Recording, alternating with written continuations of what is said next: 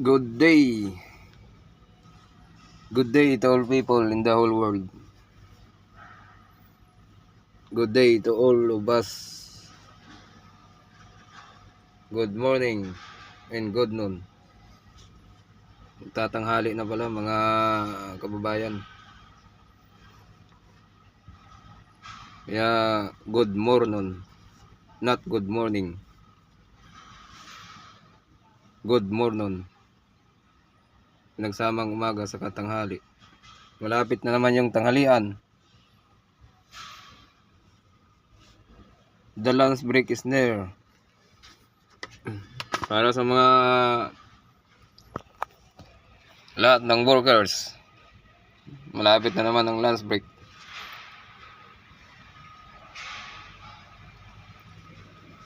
Share ko lang sa inyo, mga kababayan, gintong aral. Isang katrabaho ko, laging asin ang ulam araw-araw. Dahil nagpapaaral siya ng anak na college. Makapagpaaral lang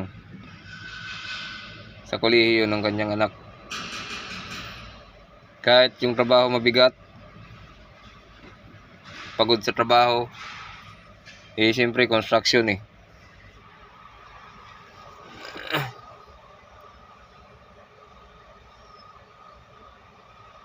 Pero tinitiis niya kahit wala siyang ulam, kanin lang, kahit asin okay na sa kanya. Makapagpaaral lang sa college ng kanyang anak.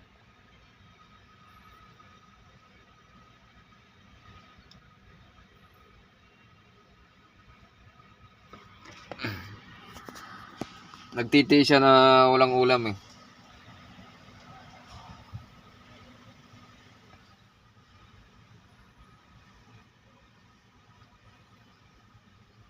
Ang masakit dyan, kung yung pinapaaral mo na anak ng college tapos nag-asawa agad, nabuntis ng boyfriend na hindi pa nakatapos, masasayang yung pag-aaral. Hindi naman sa ng mga kababayan pero marami ding nangyayaring mga ganun mangyayari. Pero hindi naman lahat. Kaya swerte yung magulang na yung mga anak na pinagtiisan ng pagtapos sa pag-aaral ay nagtapos talaga at nagtiis din.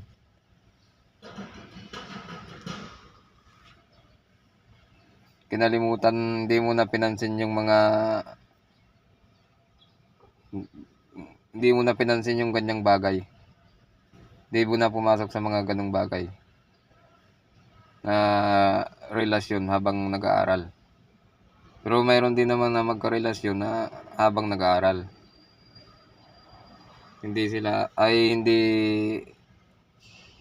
Kahit mayroon silang karelasyon, hindi sila nagbubuntis. Kasi pag nabuntis kasi, mahihirapan yung babae, lalo na yung babae. Okay lang yung lalaki, kasi hindi yun ang magdadala yung babae, yun ang magdadala ng bata sa tiyan Kaya mahirapan na makapag-aral. Ang mangyayari, hindi makapagpatuloy sa pag-aaral. Depende na lang kung may pera. Pag nakapanganak uli, may mag-aalaga sa bata, pwede uli siya magpatuloy sa pag-aaral. Kaya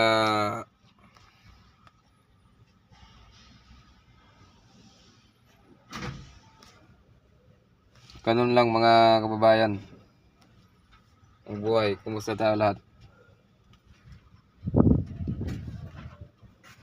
God bless everyone.